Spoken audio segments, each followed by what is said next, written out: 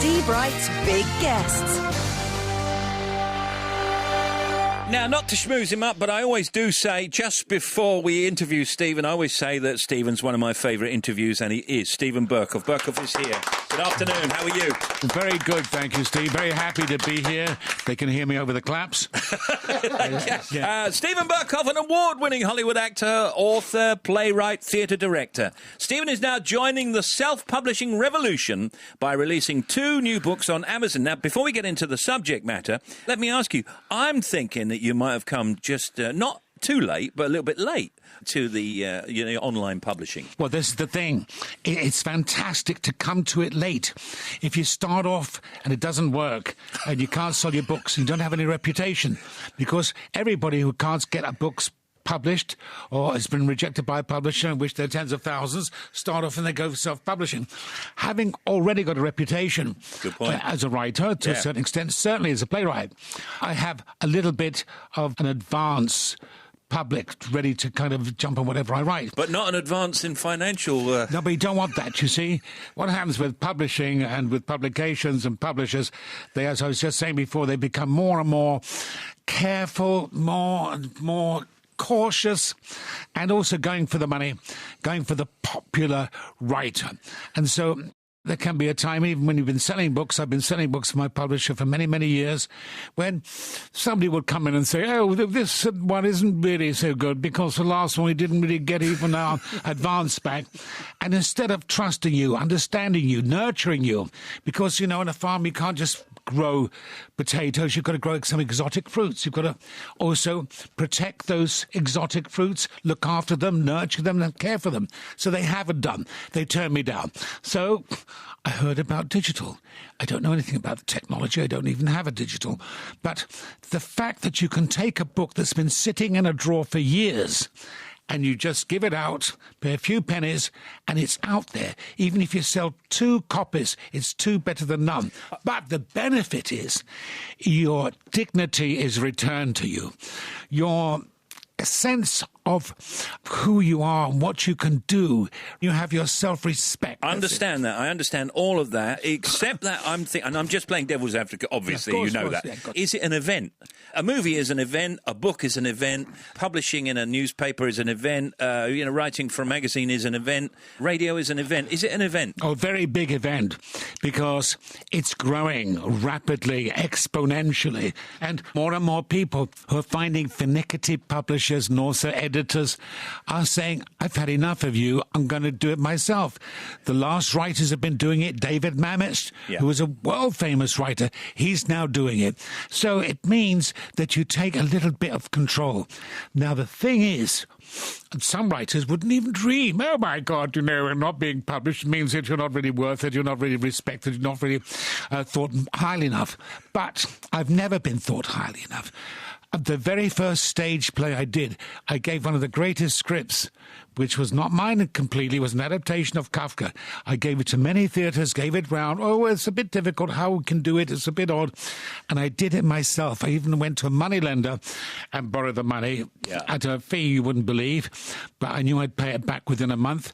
So I did it myself. I'm used to doing it myself. I'm used to getting actors myself, paying them myself, getting my play, renting, even having to rent the old Vic.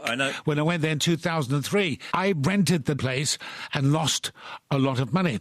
So this is only something I'm doing now with books. I've never done it with books before, but at least I have my independence and I don't have to rely on some kind of guy or woman saying no. Now, while Stephen was working on a movie, he realised how the Hollywood machine and its obsession with marketing and playing it safe can crush creativity and spirits. I can hear you saying that. Now, so this book, first up, is Bad Guy.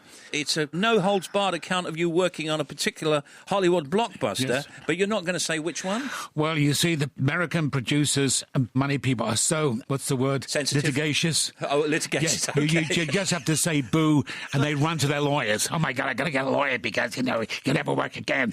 I just had this argument with the producer. So I said, I couldn't, this is a bit difficult. It doesn't make sense to do this. And he just threatened me and he said, you'll never work. They used to say, you'll never work in Hollywood again. And you'll never do a play again. I know you write that kind of play for the theater. You'll never do that. And we'll have your house.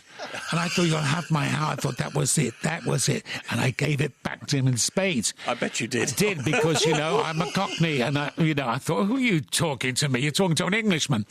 So I kept a work journal.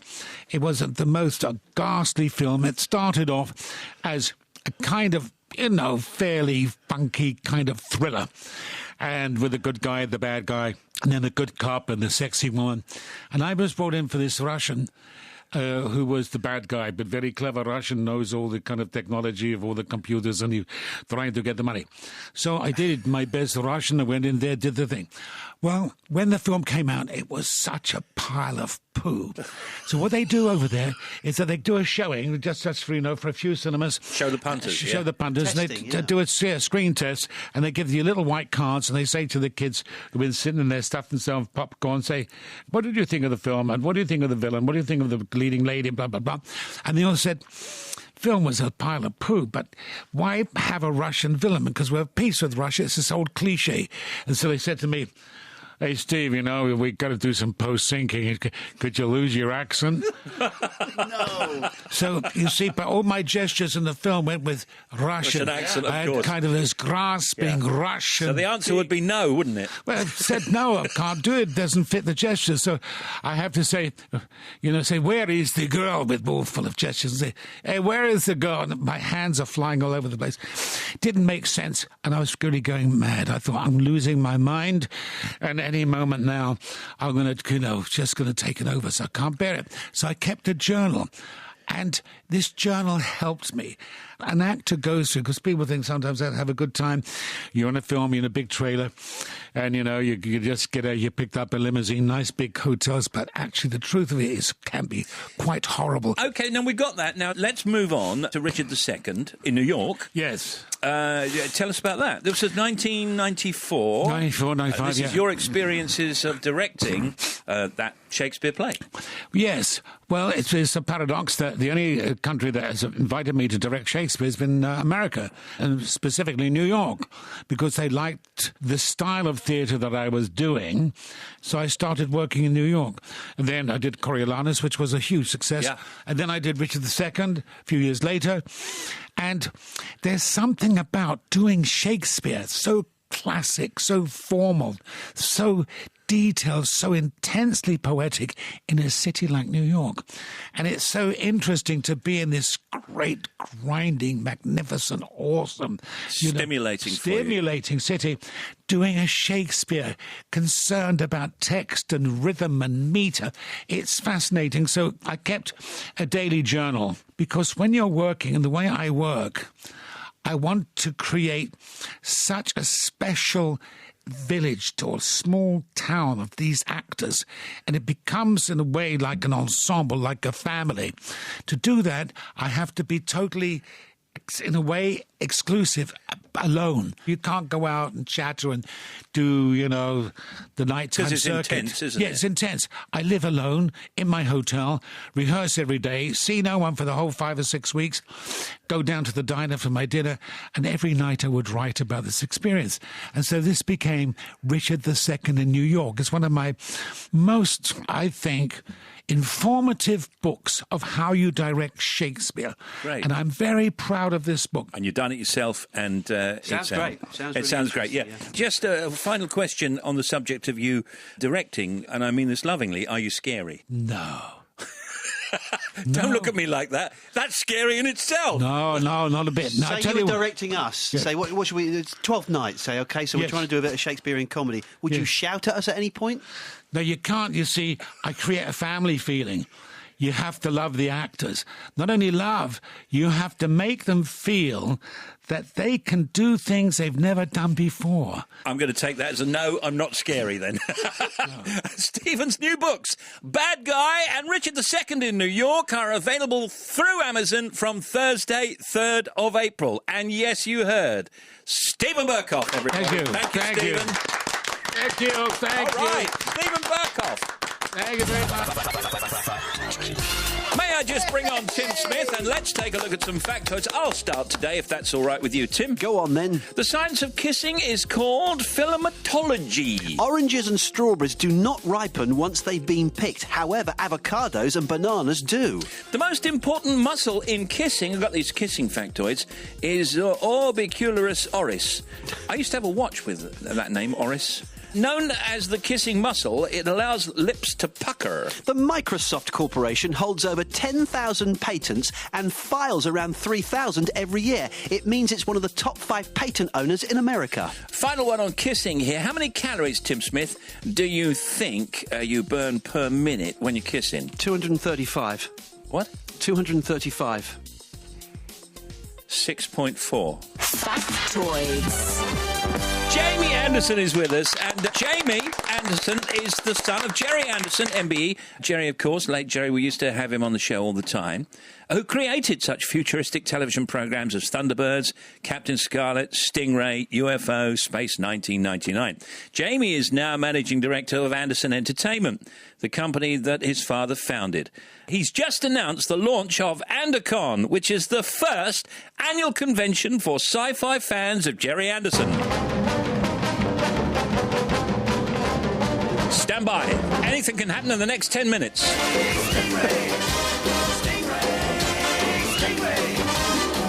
And then there was 5, 4, 3, 2, 1.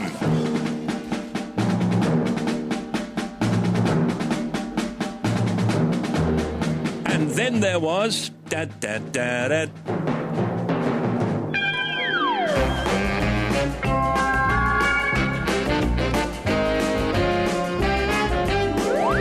Go on then.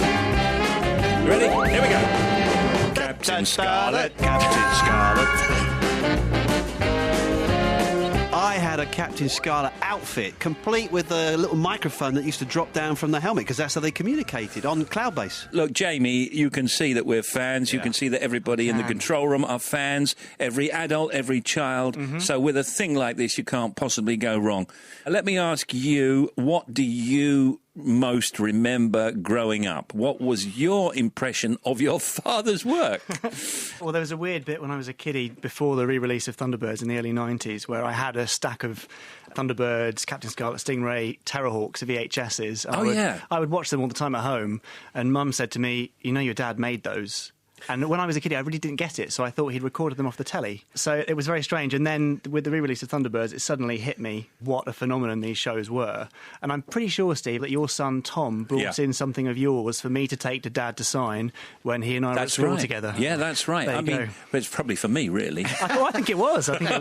Yeah, but it's interesting because this comes from my childhood, and then my son likes it, and then his kids will no doubt and catch kids up. Today still like it, don't they? I mean, they still watch it. It still has that kind of resonant effect, even though, by some standards, it's a totally different way of making animated films. It's amazing how timeless it is, really. Yeah. In some ways, it is so kind of basic and clunky, but in so many other ways, it's kind of beautifully crafted, an amazing mixture of techniques.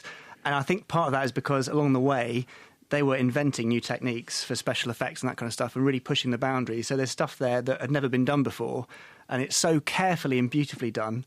It kind of still looks striking to everybody even today. It still looks good today. You're absolutely right. There are some shows where you can see the strings, obviously, but that was kind of the beauty of it, right? I don't know what you're talking about.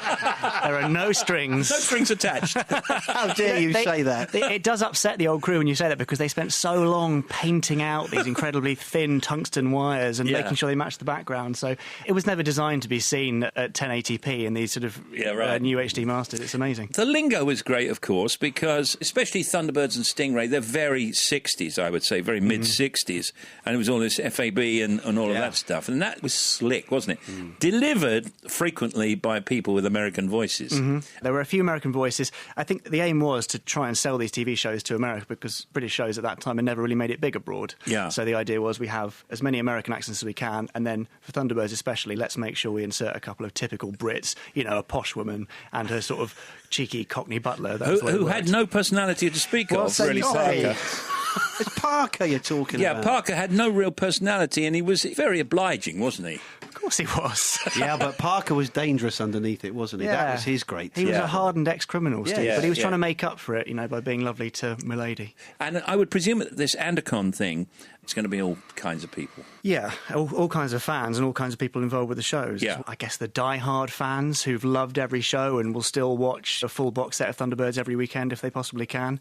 To those who just really enjoyed it at various points in their life, you know, there's people in their sort of 20s, teens, and even kids who are coming along with their parents who absolutely love the shows. Do you see this as a legacy thing, keeping the thing alive, the memory of your dad and his achievements? Well, absolutely. Dad was very protective when I was growing up, and he really didn't want me working in the industry because he'd had a really rough time along the way. Yeah. And he kind of tried to push me away from it.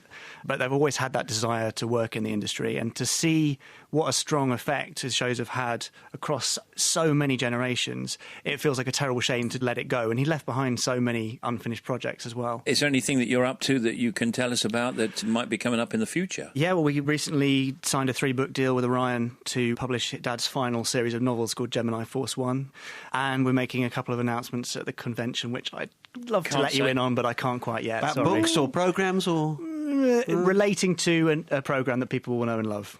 Oh, okay. Shall we? No, because if we guess... No, you can't put him on the spot like that. No, I'm not going to.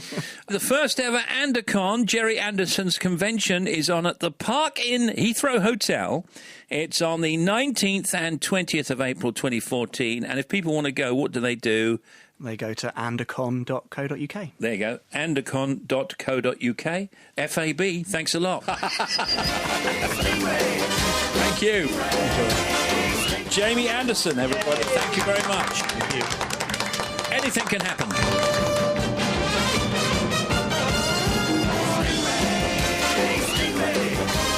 Thanks for downloading Steve Wright's Big Guests. Join Steve and the team weekdays from 2 on 88 to 91 FM, BBC Radio 2.